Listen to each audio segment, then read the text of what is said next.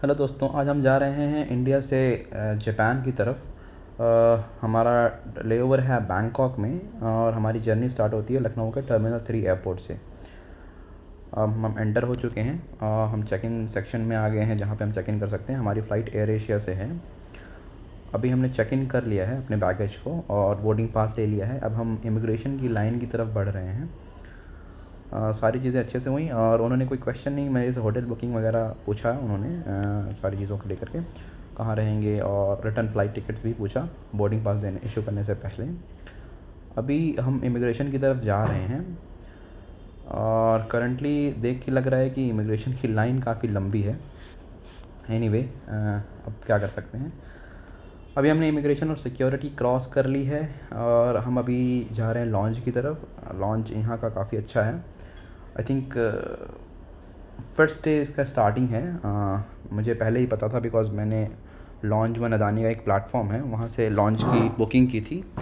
और जो लॉन्च है वो आप अभी करंटली एक्सेस और आईसीआईसीआई के कार्ड से ही एक्सेस कर सकते हैं बिकॉज़ वही अभी अदानी वन के प्लेटफॉर्म से इंटीग्रेट है। ये लॉन्च का आज पहला दिन है और ये हैं सारी दुकानें यहाँ पे आसपास। लॉन्च का नाम मैं आपको बता रहा था वो बुडवाइज़र है करंटली। अब शायद बाद में वो चेंज करके अदानी वन कर दें, सो मे बी। यहाँ पे देखिए क्लैरिक्स का शोरूम है। टर्मिनल F करके एक यहाँ पे है हमारे लेफ़्ट में, जहाँ पे आप पेड खाना वगैरह ख़रीद सकते हैं। हाँ, तो ये है काफ़ी अच्छा वॉकिंग एरिया है यहाँ का, मतलब अच्छा एयरपोर्ट बनाया है लखनऊ का टर्मिनल 3 इंटरनेशनल साइट पे।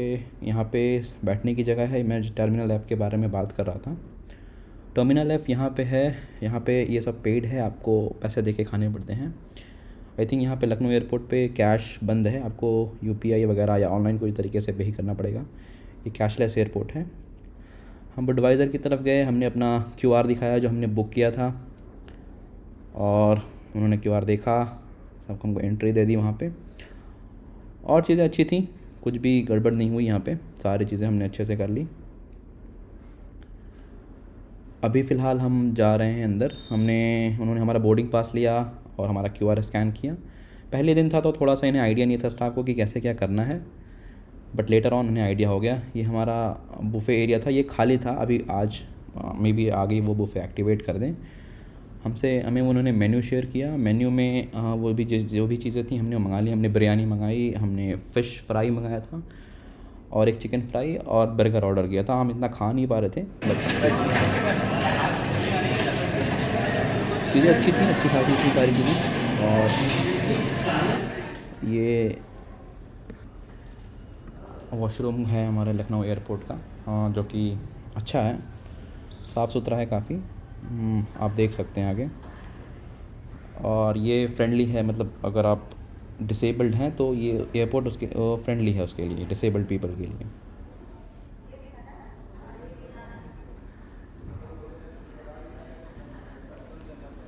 ज़्यादा भीड़ भी नहीं है इस एयरपोर्ट पे, तो मुझे तो अच्छा लग रहा है एयरपोर्ट। अभी ये नया नया ही बना हुआ है, टच इनेबल्ड है, सेंसर इनेबल्ड है इसमें। आपको हाथ नज़दीक लेके जाना पड़ता है तो चीज़ें अच्छे से होती हैं। ये देखिए फ़िश फ्राई हमारी आ गई थी। अभी हमारे बोर्डिंग का टाइम आ गया है। हम अभी जा रहे हैं डीएमके एयरपोर्ट, थाईलैंड, बैंकॉक। और ये बोर्डिंग का टाइम है। थोड़ी सी फ़्लाइट डिलेड थी, आई थिंक 5 से 10 मिनट, बिकॉज़ वो पीछे से फ़्लाइट आती है, वो डिबोर्ड करती है पैसेंजर्स को, फिर नई बोर्डिंग स्टार्ट होती है।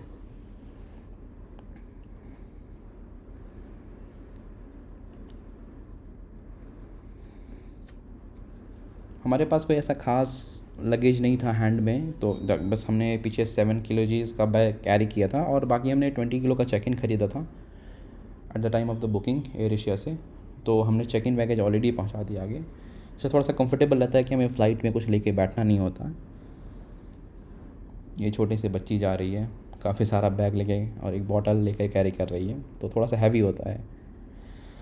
मैं प्रेफर करता हूँ कि हम ज़्यादातर फ़्लाइट में चीज़ें ना लेके जाएं। थोड़ा सा महंगा रहता है बट चीज़ें अच्छी रहती हैं, मतलब हम थकते नहीं हैं उतना।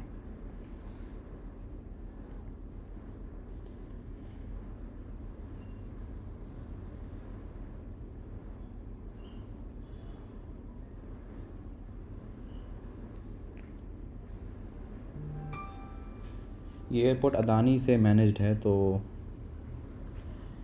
अदानी अदानी जो कंपनी है, अदानी ग्रुप, यही इसे हैंडल करता है। Lucknow airport, I think Ahmedabad airport, Mumbai airport, काफ़ी सारे एयरपोर्ट उनके अंडर में हैं। हम एरो ब्रिज पे आ गए हैं, तो यहीं से हमारी बोर्डिंग होती है। फ़्लाइट हमारी लगी हुई है आगे। फ़्लाइट की हमारे पास फुटेज नहीं है, बट ये फ़्लाइट A320 थी, 200 पैसेंजर्स आई थिंक। हमारे फ़्लाइट का नंबर है FD147, जो कि लखनऊ से DMK डोंग में, आई थिंक मैं प्रोनाउंस में भी सही नहीं कर रहा हूँ, डोंग में इंटरनेशनल एयरपोर्ट, ये बैंकॉक में है।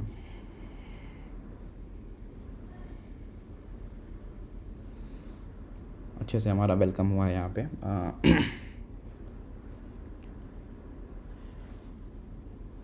हमारी बोर्डिंग हो गई है। थोड़ा सा एक इशू है, जो थाईलैंड की फ़्लाइट जाती हैं उसमें लोग शोर वगैरह ज़्यादा मचाते हैं। हमने आइल सीट ली थी, तो हमें ज़्यादा फुटेज मिला नहीं बाहर का। हमारी अभी हम लोग डीबोर्ड कर रहे हैं फ़्लाइट, और अभी हम ट्रांजिट के लिए जा रहे हैं। थोड़ा सा इस फ़्लाइट में लोग शोर वगैरह ज़्यादा करते हैं, लाइक चिल्लाते हैं, may be, I don't know, but Thailand airport थोड़ा सा ऐसा ही था। जो फ़्लाइट इंडिया से थाईलैंड जाती हैं उसमें कुछ ऐसा ही होता है, थोड़ा सा लोग शरारत ज़्यादा करते हैं। बाकी फ़्लाइट अच्छी थी, कोई ऐसा इशू नहीं हुआ। थोड़ा सा सिविक सेंस का भी इशू होता है हम इंडियंस में, कि हम लोग थोड़ा सा चीज़ों को ज़्यादा सीरियस लेके नहीं चलते हैं। लोग शोर कर रहे हैं, फ़्लाइट लैंड हो रही है, लोग चिल्ला रहे हैं, तो थोड़ा सा अच्छा नहीं लगता वो सारी चीज़ें। हम अभी DMK एयरपोर्ट के इनसाइड में हैं, और ये जो वॉकिंग एरिया आता है, हम वॉक कर रहे हैं। और यहाँ पे हम लोग चाहते तो हमारा यहाँ पे 8 आवर्स का आई थिंक ले ओवर है, 8.5। हम चाहते तो वीज़ा ऑन अराइवल ले सकते थे, आई थिंक 2000 बात और समथिंग का है, बट हमारा टाइमिंग कम था, तो हमने वीज़ा ऑन अराइवल लिया नहीं। वरना इंडियंस के लिए वीज़ा ऑन अराइवल है थाईलैंड में, हम कभी भी जाके वीज़ा ऑन अराइवल लेके बाहर जा सकते हैं। हमारा चेक इन बैगेज एयरलाइन के पास ही रहता। हम जो हैंड बैगेज लेके जा रहे थे वो हम लेके जा सकते थे बाहर, ऐसा कोई इशू नहीं था। यहाँ पे देखिए कई सारे लोग जा रहे हैं अपना वीज़ा ऑन अराइवल लेकर के। यहाँ पे करेंसी एक्सचेंज की भी चीज़ें, शॉप्स हैं, और आई थिंक रेट भी अच्छे हैं एयरपोर्ट पे, बट आई विल प्रेफर कि आप बाहर से करें तो ज़्यादा बेटर रहेगा। ये है बैगेज क्लेम मतलब एरिया। पहले आपको इमिग्रेशन करना पड़ेगा, फिर आप बैगेज क्लेम लेंगे, फिर आप कस्टम्स पे जाएंगे। हमारा ट्रांजिट है, तो हम बाहर जा नहीं रहे, हम आगे के लिए जा रहे हैं।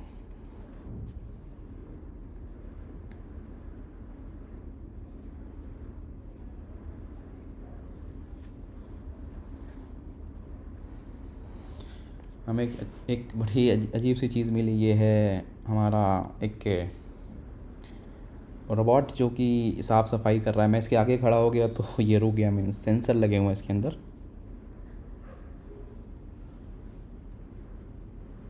और अभी हम बढ़ रहे हैं इंटरनेशनल ट्रांसफ़र्स की तरफ।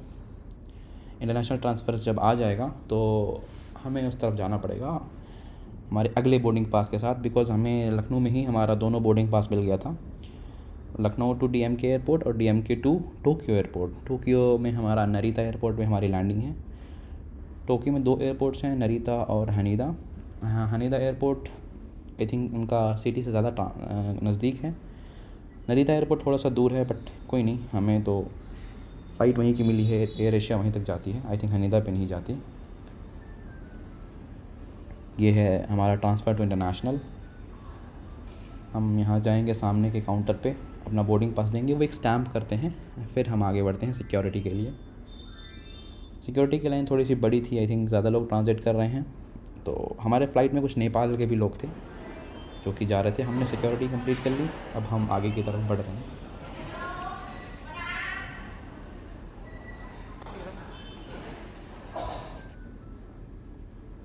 ये है हमें लॉन्च लेना था, क्योंकि हमारे पास प्रायोरिटी पास है, हमारे बैंक से एफिलिएटेड है प्रायोरिटी पास का QR, तो हम उसी से लॉन्च लेने की कोशिश कर रहे थे।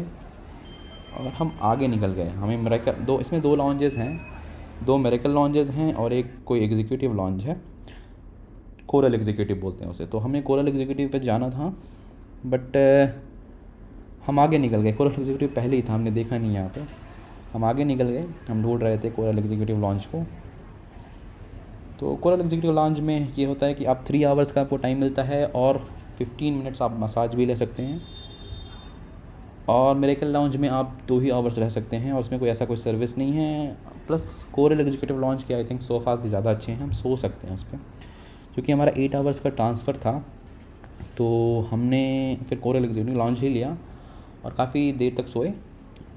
3 आवर्स के बाद हमने लॉन्च चेंज करके मिरेकल लॉन्ज ही ले लिया था, जो कि 3 आवर्स तक का ही आपको अलाउ होता है। तो हम 3 आवर्स ही रहे कोरल एग्जीक्यूटिव में। कोरल एग्जीक्यूटिव और मिरेकल लॉन्ज में अगर हम कंपेयर करें तो कोरल एग्जीक्यूटिव लॉन्ज ज़्यादा अच्छा है मेरे हिसाब से। बाकी आप कोई भी लॉन्ज ले सकते हैं, ऐसा कोई इशू नहीं है। यहाँ पे काफ़ी सारी ड्यूटी फ्री शॉप्स हैं। ये है कोरल एग्जीक्यूटिव लॉन्ज। हम आगे बढ़ गए, फिर हम वापस आए। यहाँ पे आप ऐसा एंटर करते हैं तो नीचे की साइड पे काउंटर है उनका, आपको लिफ्ट लेके जो ऑसिलेटर है उससे नीचे जाना पड़ेगा और फिर आप काउंटर पे जाएंगे। हमारे पास क्यूआर था प्रियोरिटी पास का, तो हमने वो क्यूआर दिखाया उनको। उन्हें नाम हमारे बोर्डिंग पास से मैच किया एंड देन हमें एंट्री दे दी। मैं आपको एक सेपरेट वीडियो में बताऊंगा कि मैं कौन सा कार्ड यूज़ करता हूँ और उसके क्या क्या बेनिफिट्स हैं। हमारा कार्ड में हमें अनलिमिटेड लॉन्च है, बट मैं ये अलग सेपरेट वीडियो बनाऊंगा कि कार्ड कैसे ले सकते हैं। बट ये काफ़ी अच्छा कार्ड था हमारा। ये देखिए, ये है इस साइड का एरिया, वॉशरूम इस लॉन्च में। वॉशरूम एकदम सेपरेट है, प्लस फूड भी ठीक ही ठाक था। हम रात के टाइम गए थे तो इस तरफ से हमें उतना अच्छा फूड मिला नहीं।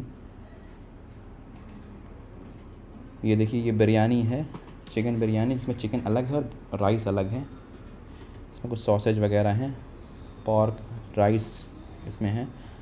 इसमें पॉर्क वगैरह था तो हमने ज़्यादा कुछ खाया नहीं। मैं बेसिकली चिकन और मटन ही ज़्यादा खाते हैं, तो चिकन हमने थोड़ा बहुत लिया। कोरल एग्जीक्यूटिव लॉन्च काफ़ी अच्छा है, मिरेकल से तो अच्छा ही है। हमने जब एंट्री की तो हमें 3 आवर्स की एंट्री मिली। हमें वो बता देते हैं कि आप, आई थिंक हम गए थे 4 o'clock, तो उन्होंने कहा था 7 o'clock तक आपको, 4:30 पे हम गए थे, 7:30 तक हमें बाहर जाना था। तो उन्होंने बता दिया था कि आपकी टाइमिंग ये है, इतने बजे से इतने बजे तक। तो आप भी जब जाओगे तो आपको भी पता रहेगा कि आपकी टाइमिंग कितने बजे से कितने बजे तक है। यहाँ पे ड्रिंक्स वगैरह भी सारी अवेलेबल हैं, आप कुछ भी ले सकते हो, फ्री ऑफ कॉस्ट है। Orange juice, Apple juice, cutlery भी अच्छी थी। और आप कॉफ़ी वगैरह भी ले सकते हो, वो काउंटर है ये, इस पर आप ऑर्डर देके काफ़ी सारी कॉफ़ीज़ वगैरह बनवा सकते हो। ये सोफ़ाज़ हैं, हमने ये एक सोफ़ा लिया और इस पर सो गए थे बिकॉज़ हम थके थे, हमारी जर्नी भी आगे। हमारी ये लखनऊ टीडीएम की फ़्लाइट 3 आवर्स की थी, बाकी 7 आवर्स की हमारी जापान की फ़्लाइट है। हम अभी एग्जिट कर चुके हैं कोरल एग्जीक्यूटिव लॉन्च, क्योंकि हमारा 3 आवर्स हो गया था। काफ़ी अच्छी नींद आई हमें। अभी हम जा रहे हैं मिरेकल लॉन्ज की तरफ और हम दोबारा ये लॉन्ज ले रहे हैं। मिरेकल लॉन्ज अच्छा है, बट वो लेवल पे नहीं है जो लेवल पे कोरल एग्जीक्यूटिव है हमारा। अगेन हम उसी सारी एरिया से पास कर रहे हैं जो ड्यूटी फ्री शॉप्स पे हमने पास किया था। यहाँ पे भी काफ़ी सारे एक्सचेंजेस हैं जो कि जिससे हम करेंसी एक्सचेंज करा सकते हैं। हम इंडिया से डॉलर्स प्लस हमारे पास कार्ड्स थे, हम वो लेकर चल रहे हैं। तो डॉलर्स तो हमने एक एक्सचेंज से एक्सचेंज करवाए थे। ये एक और मिरेकल लॉन्ज हमारे राइट में है, बट वहाँ पे काफ़ी ज़्यादा भीड़ मुझे लग रही थी क्योंकि वो सबसे आगे था, तो लोग ज़्यादातर वहीं जा रहे थे। तो मैंने वो प्रेफर नहीं किया क्योंकि मुझे भीड़ बहुत ज़्यादा पसंद नहीं है। तो फिर मैंने एक आगे से जाकर लेफ़्ट में एक मिरेकल लॉन्ज है, मैं वहाँ गया। आपको अभी दिख जाएगा स्क्रीन पे, ये है, ये मिरेकल लॉन्ज है। यहाँ पे काउंटर ग्राउंड फ्लोर पे है, आपको सीढ़ी से ऊपर जाना पड़ता है। देखिए हमने एंट्री करा ली, हमने अपना QR यहाँ दिखाया और फिर हम आ गए, ऊपर आ गए।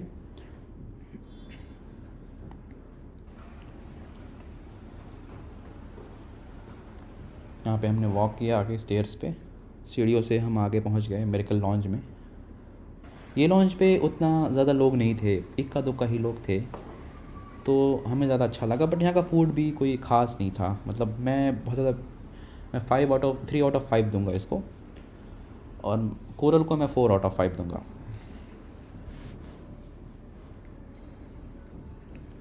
ये है सिटिंग एरिया, पीछे चेयर्स लगी हुई हैं सोने के लिए, सो आप सो भी सकते हैं। दोनों लॉन्जेस में वाईफाई अवेलेबल है, क्योंकि हम ट्रांजिट कर रहे थे, हमारे पास कोई लोकल सिम नहीं था, तो हमने वाईफाई पे ही डिपेंडेंसी की अपनी, और अच्छा था वाईफाई, कोई ख़राब नहीं था।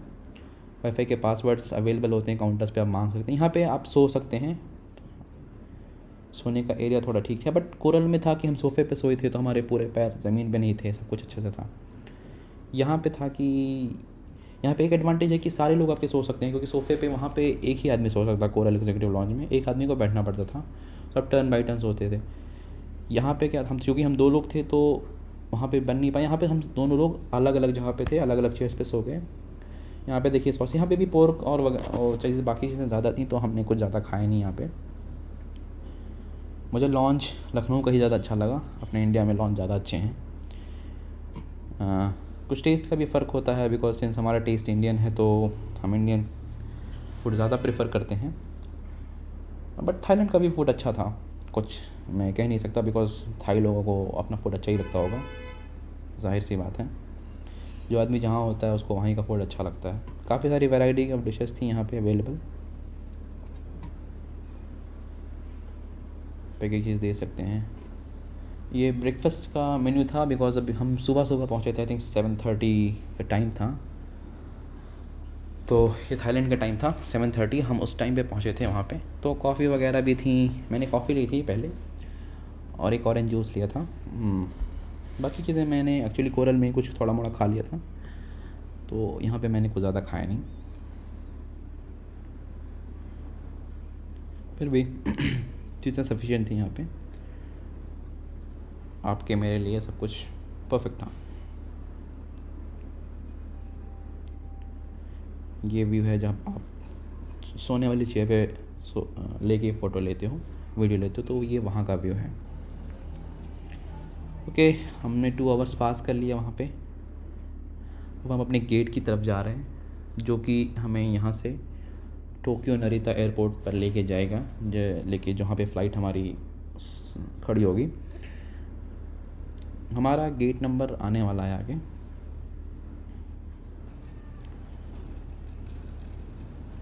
आई थिंक हमारा गेट नंबर 12 है। इस फ्लाइट का नंबर XJ606 था, थाई एयर एशिया, क्योंकि ये थाईलैंड की ही एयरलाइन थी, तो हमारा एक ही PNR था। सो हमें चेकआउट करके, चेकआउट में बोल रहा हूँ, हमें इमिग्रेशन क्लियर करके दोबारा चेक इन करने की ज़रूरत नहीं पड़ी, और हमारा एयरलाइन ने ही बैगेज ट्रांसफ़र कर दिया था। अब भी जब बुक करें तो एक ही एयरलाइन सिंगल PNR बुक करें, तो इससे क्या होता है कि हमें बैगेज की टेंशन नहीं होती है, बैगेज हमारा इजी ट्रांसफ़र हो जाता है। हम अपने गेट की तरफ वॉक कर रहे हैं। यहाँ पे कुछ वाटर ड्रिंकिंग के लिए चीज़ें हैं, आप बॉटल्स वगैरह फ़िल कर सकते हैं अगर आपके पास बॉटल्स हैं तो। ये है व्यू, जो भी एयरलाइंस खड़ी हुई हैं आगे, मोस्टली एयर एशिया की थी यहाँ पे। मैंने और कोई ज़्यादा एयरलाइंस देखी नहीं। मैंने नोक एयर भी यहाँ पे देखी थी, इस टर्मिनल पे। आई थिंक हम टर्मिनल 1 पे हैं। ये है हमारा गेट नंबर 12।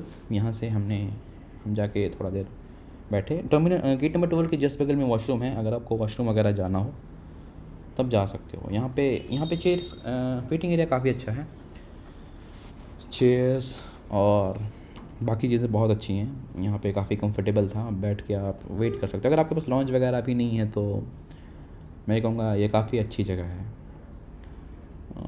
इंडिया के एयरपोर्ट से ज़्यादा अच्छी चेयर्स हैं यहाँ पे, और यहाँ पे पूरा ये प्रॉपर AC चलती है यहाँ पे, तो आपको कोई गर्मी वगैरह भी नहीं लगती है।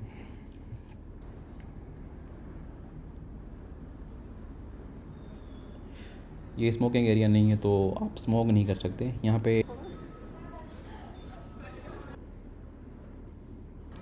बोर्डिंग टाइम स्टार्ट हो गया है, बोर्डिंग हमारी स्टार्ट हो गई है। हम शायद जोन 2 थे तो हमें पहले बुला लिया है।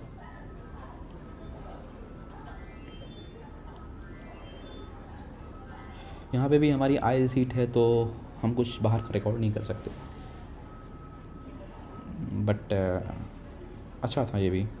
ये फ़्लाइट काफ़ी टायरिंग है, आई थिंक 6-7 आवर्स की फ़्लाइट है ये, तो बहुत टायरिंग है। हम 8 बजे रात को नरीता एयरपोर्ट के लिए लैंड करेंगे। अभी एरो ब्रिज की तरफ जा रहे हैं ताकि हम फ़्लाइट बोर्ड कर पाएँ।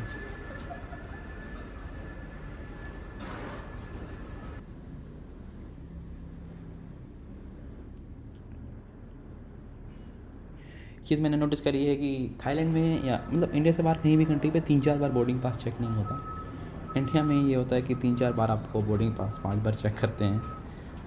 आप पहले गेट पे दिखाते हो, फिर अंदर दिखाते हो, फिर उसके बाद भी 2 लोग आगे पूछते हैं, फिर एक अंदर फ्लाइट में पूछता है।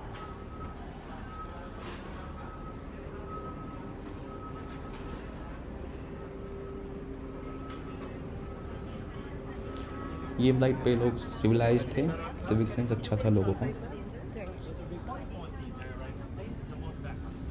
ये फ़्लाइट है आई थिंक A330 300 पैसेंजर्स के साथ। तो हमारी सीट थी 20, आई थिंक हमारी सीट लास्ट थी इसमें। हाँ, हमें लास्ट सीट पे जाके बैठना था।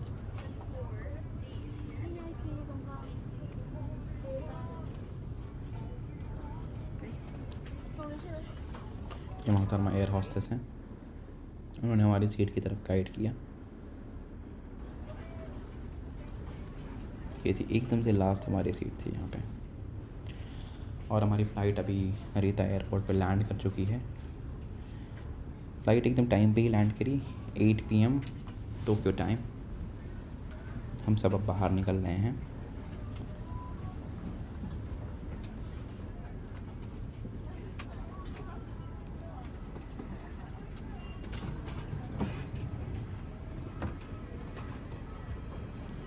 ये फ़्लाइट थोड़ी सी अच्छी थी, मतलब रेस्पेक्ट और इन सब के मामले में, सिविक सेंस के मामले में लोग काफ़ी अच्छे थे। जस्ट कि ये फ़्लाइट काफ़ी लंबी थी और लेग स्पेस काफ़ी कम था, तो हमें थोड़ी सी टायरिंग लगी। हम काफ़ी टायर्ड हो गए थे यहाँ तक। काफ़ी लंबी फ़्लाइट हमें जर्नी लगी। हम अभी इमिग्रेशन की तरफ बढ़ रहे हैं। हमने जापान वेब से QR जनरेट कर लिए हैं अपने अपने, तो हमें कोई फॉर्म वगैरह नहीं भरना पड़ेगा। हम डायरेक्टली जापान वेब से इमिग्रेशन ऑफिसर को QR दिखाएंगे और कस्टम में भी वही QR दिखाएंगे, तो हम क्रॉस कर जाएंगे।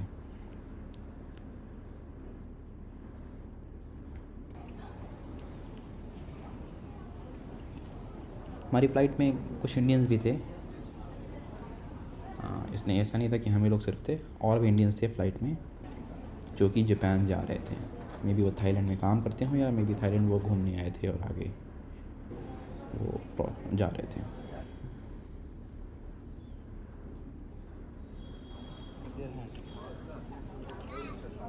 ये है इमिग्रेशन। यहाँ से रिकॉर्डिंग अलाउ नहीं थी तो हमने कोई रिकॉर्डिंग नहीं की।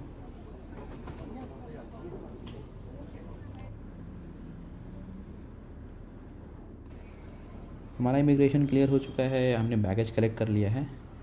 अब हम जा रहे हैं वेलकम सुइका की मशीन की तरफ। पहले हम कुछ करेंसी पैसा निकालेंगे ताकि हमारे पास कुछ पैसे हों। हमारे पास एक्चुअली कभी कोई पैसे नहीं है, हम जाके ATM से पैसे निकालते हैं। हम निकालेंगे करीब करीब 1 लाख येन, जो कि इंडिया के करीब 58,000-59,000 के आसपास बनते हैं। अगर आपके पास मास्टर कार्ड है तो आप 7 बैंक से निकालिए, तो आपको 0 ट्रांजैक्शन फ़ीस देनी पड़ेगी। और कोशिश करिए कि 0 फॉरेक्स के कार्ड हो तो ज़्यादा अच्छा है। मैं इसके लिए एक सेपरेट वीडियो बना दूंगा जिसमें मैं आपको बता दूंगा कि कौन कौन से कार्ड 0 फॉरेक्स हैं, और ऐसे भी बैंक्स हैं जो नो ट्रांजैक्शन फ़ीस लेते हैं इंटरनेशनल विड्रॉल्स पे, तो आप वो यूज़ करिए। तो आपको कोई भी फ़ीस, लाइक आप इंडिया से पैसे निकाल रहे हो, ऐसा होता है। हम अभी नीचे की तरफ जा रहे हैं, नीचे ट्रेन के लिए। रास्ते में हमें एटीएम मिलेगा तो हम एटीएम से पैसे निकालेंगे।